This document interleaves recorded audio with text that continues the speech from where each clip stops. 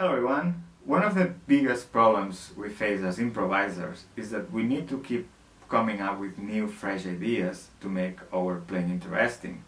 And sometimes our brain gets into this autopilot mode. So it keeps on firing the same patterns and the same licks, and they sound great, but it's hard to find new ideas to play, right? So I like to present this approach that you can use in the practice room, and it will guarantee you the chance to play new things that you will have never thought of. Okay? So what I'm gonna do is I'm gonna play a very short solo using only one chord, which is G7, and only one scale, that's the G blues scale in this case. Okay? So I want you to listen carefully to what I'm playing and see if you notice something strange. It will be a bit weird, okay? I just want you to notice exactly what's going on. Alright, so let's have a look.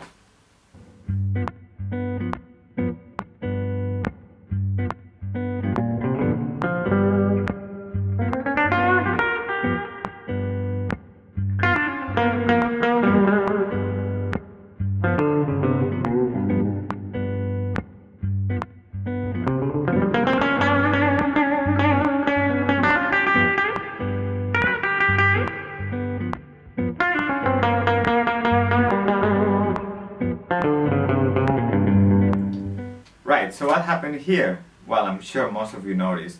I was playing the blues scale up and down, and that's it, nothing else. So I decided before I started improvising that that would be my rule, my limitation. Mark, you can only play the scale up and down, nothing else. No matter what happens, you will only play this scale up and down, and you have to make it somehow interesting for the listener. Okay? So the moment that you come up with this limitation, your brain has to work its way around the problem. In that case, it's almost like a problem that you have to solve. And then you start coming up with tools that will help you get by. So the first thought I had is that I will have to be very careful with the rhythm. I can't play the same rhythm all the time, or it'll be obvious, it's just a scale up and down. So I had to stop.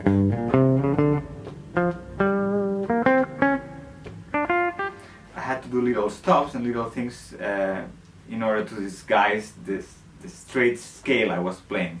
So rhythm became very important. It became something that I was very aware of, rhythm. Then I was also thinking like, okay, what other tools do I have to play? And the tone was also really important. I was very aware of the tone while I was improvising. So I started playing here, but also very close to the bridge, so the tone will change and it will get your attention there. So like, oh, there's something going on with the tone. So that was another thing that I had to add to the solo in order to disguise the scale that was there the whole time. And then something else that I felt it would help was to rely on notes that usually you would not rely on. So I really kind of like overused, if you like, the notes of the blue notes, okay? These notes, usually in usual circumstances when you have all the notes in the world, they are not notes that you will specially rely. They're passing notes. But in this case I thought like, okay, well, I'm gonna try to focus in these blue notes and see what happens, okay? So that will distract the listener to the fact that I'm playing the blues scale up and down, okay? So in resume, I had to come up with new ideas in order to disguise the rule that I self-imposed. In this case, the rule was not to use anything else but the blues scale up and down. Now, in future lessons, we're going to learn other limitations that we should try in order to really practice new things. Like, that's the way that you come up with new ideas. Limitations, like limit yourself to one thing at a time. And there are millions of limitations you can add to your playing that will help a lot. actually, for your brain to work its way around without playing the usual. So when you're doing this, when you start adding this to your practice, you are getting three very important things. The first thing, you're experimenting with things that usually you would not experiment. Rhythms, sounds, notes that usually you would not really rely so much. So you start to experiment around things that usually you overlook. Really important. Second thing, it is a way of self-restraint.